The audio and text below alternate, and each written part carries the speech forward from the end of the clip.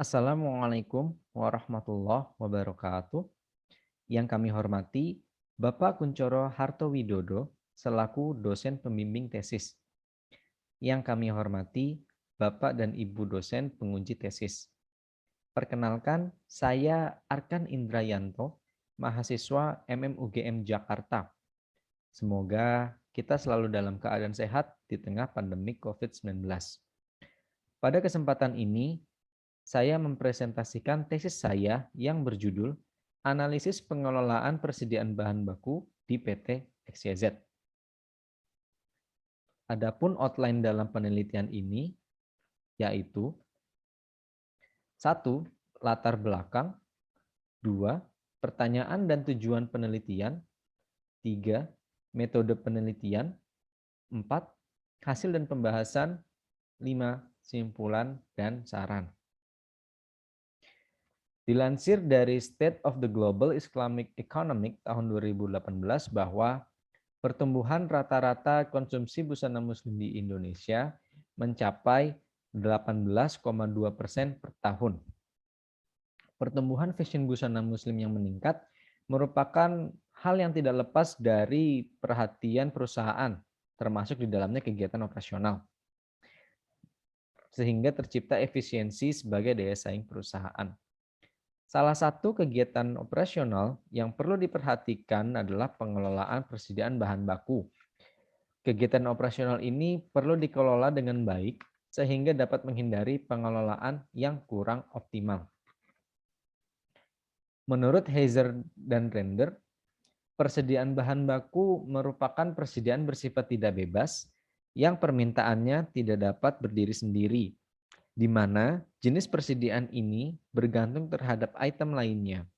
Oleh karena itu, diperlukan analisis terhadap pengelolaan persediaan bahan baku, sehingga perusahaan dapat melakukan kegiatan operasional yang lebih efisien. PT XYZ merupakan pelaku bisnis yang bergerak pada industri garmen yang memanfaatkan kondisi pertumbuhan fashion muslim di Indonesia. PT XYZ mengalami pengelolaan persediaan bahan baku yang kurang optimal akibat adanya kelebihan bahan baku overstock di gudang, sehingga menyebabkan tingginya total biaya persediaan. Menurut data internal perusahaan, kenaikan biaya persediaan dari tahun 2020 hingga 2021 mencapai 29,91% dari jumlah anggaran yang direncanakan. Oleh karena itu, perlu dilakukan analisis dan evaluasi agar perusahaan dapat mengoptimalkan kebutuhan tingkat bahan baku yang tersedia berdasarkan kuantitas dan waktu yang tepat, sesuai dengan kebutuhan produksi, sehingga permintaan pelanggan yang dapat dipenuhi secara tepat dan tingkat kebutuhan bahan bakunya optimal, serta terciptanya efisiensi biaya persediaan. Hal inilah yang melatar belakangi saya untuk menganalisis pengelolaan persediaan bahan baku di PT XYZ. Peneliti berharap dengan adanya penelitian ini, perusahaan mendapatkan gambaran pengelolaan persediaan bahan baku yang diterapkan perusahaan saat ini, sehingga dapat menjadi bahan evaluasi untuk perbaikan penerapan pengelolaan persediaan bahan baku. Adapun pertanyaan penelitian adalah sebagai berikut. Pertanyaan pertama, faktor apa saja yang menyebabkan terjadinya kelebihan bahan baku atau overstock di gudang PT XYZ? Dengan tujuan penelitiannya adalah mengidentifikasi faktor-faktor yang menyebabkan terjadinya kelebihan bahan baku atau overstock di gudang PT XYZ. Pertanyaan kedua, upaya apa yang dilakukan dalam mengoptimalkan pengelolaan persediaan bahan baku yang dapat dilakukan untuk periode selanjutnya? Dengan tujuan penelitiannya adalah menganalisis upaya yang sesuai dalam mengoptimalkan pengelolaan persediaan bahan baku untuk periode selanjutnya agar lebih efisien. Saya menggunakan desain penelitian studi kasus eksploratif untuk menjawab pertanyaan penelitian dengan menggabungkan data primer dan data sekunder, di mana data primer dilakukan dengan observasi dan wawancara. Wawancara dilakukan dengan pihak operasional dan finance yang terlibat langsung dengan kegiatan pemesanan bahan baku, proses produksi, dan kebutuhan untuk biaya persediaan. Wawancara dilakukan dengan semi terstruktur secara daring, serta data sekunder yang mencakup data internal perusahaan berupa hasil penjualan periode produksi sebelumnya dan data-data mengenai kegiatan produksi. Analisis dilakukan dengan mengumpulkan data penjualan produk dari Januari 2018 hingga Oktober 2021, serta mengumpulkan data Bill of Material untuk kategori blues yang bersifat Dependent Demand Inventories. Adapun metode analisis dalam penelitian ini yaitu identifikasi faktor penyebab kelebihan bahan baku menggunakan diagram fishbone. Dari hasil diagram fishbone, dilakukan analisis faktor penyebab dominan terkait kelebihan bahan baku. Dari identifikasi penyebab dominan, dibentuk usulan rekomendasi perbaikan.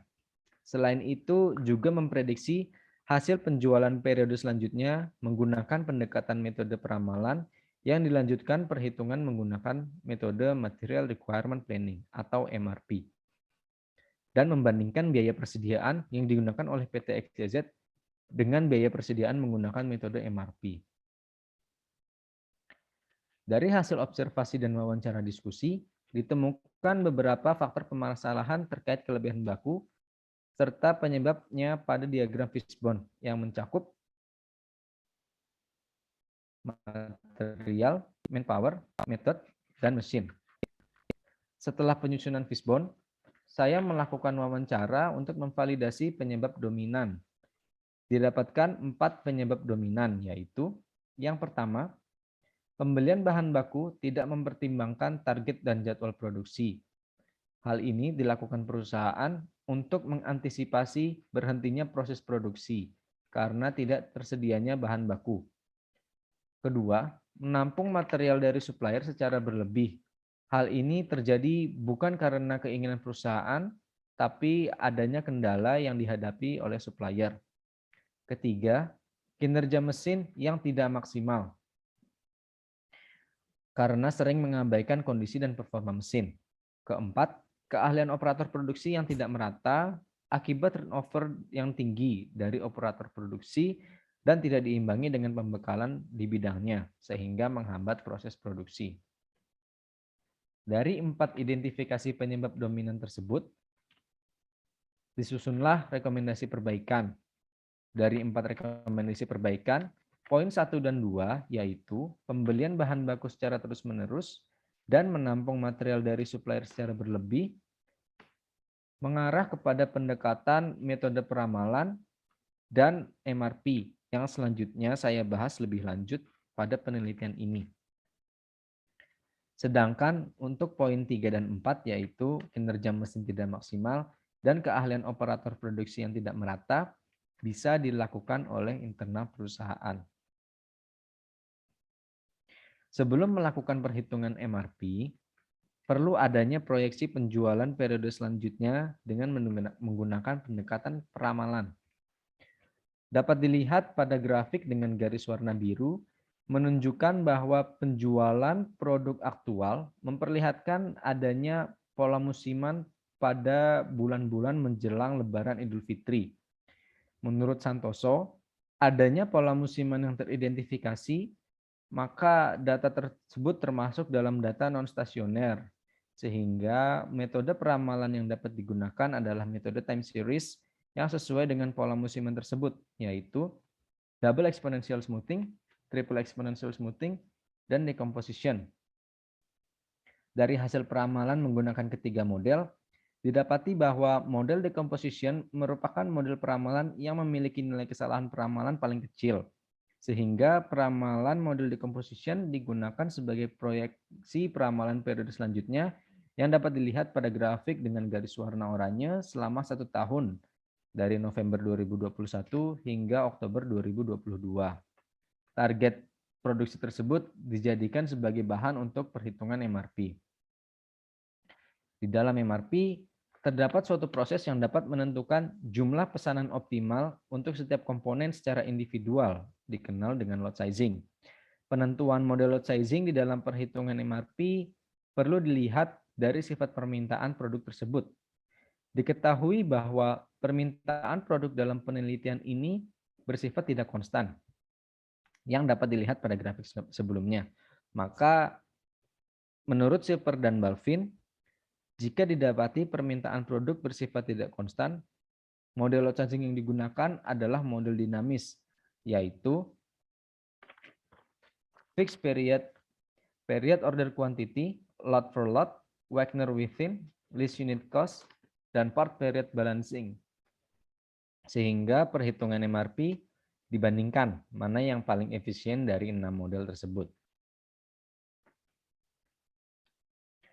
Dari perbandingan 6 model sizing tersebut, model period order quantity menghasilkan total biaya persediaan paling kecil mencapai 419 juta rupiah per tahunnya, sehingga memiliki selisih biaya persediaan aktual dengan biaya persediaan menggunakan metode MRP model POQ sebesar 364 juta, atau menghasilkan penghematan biaya sebesar 46,49%.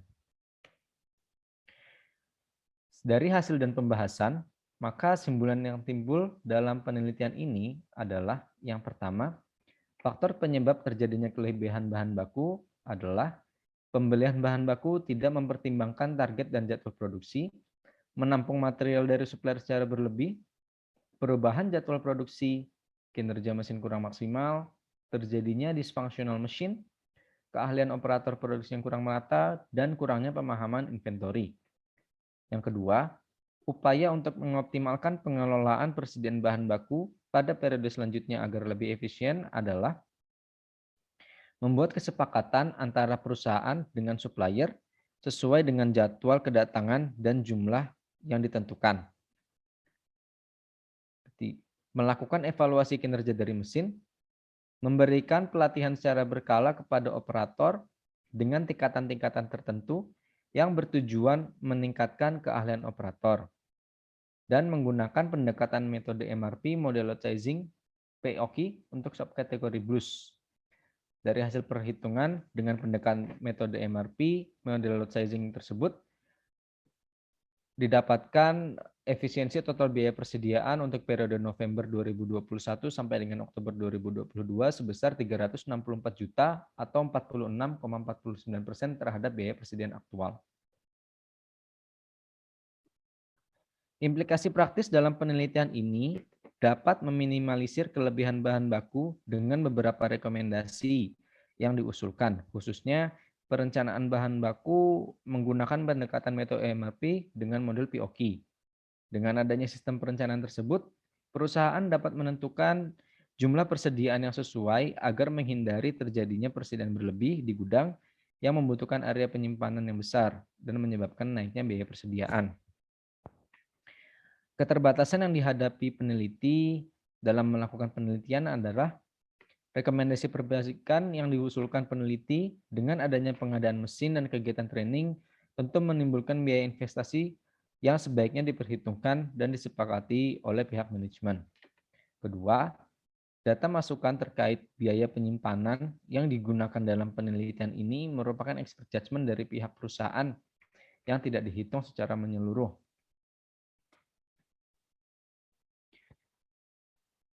Saran yang dapat diusulkan terhadap PT XYZ berdasarkan hasil penelitian yaitu perencanaan bahan baku untuk beberapa kategori dan subkategori produk dapat dievaluasi sehingga mendapatkan efisiensi pada perencanaan bahan baku lainnya. Dan untuk peneliti selanjutnya disarankan agar melakukan penelitian tidak hanya untuk proses perencanaan bahan baku saja, namun juga melakukan penelitian terkait proses operasional produksi hingga menjadi barang jadi, agar semakin efisien.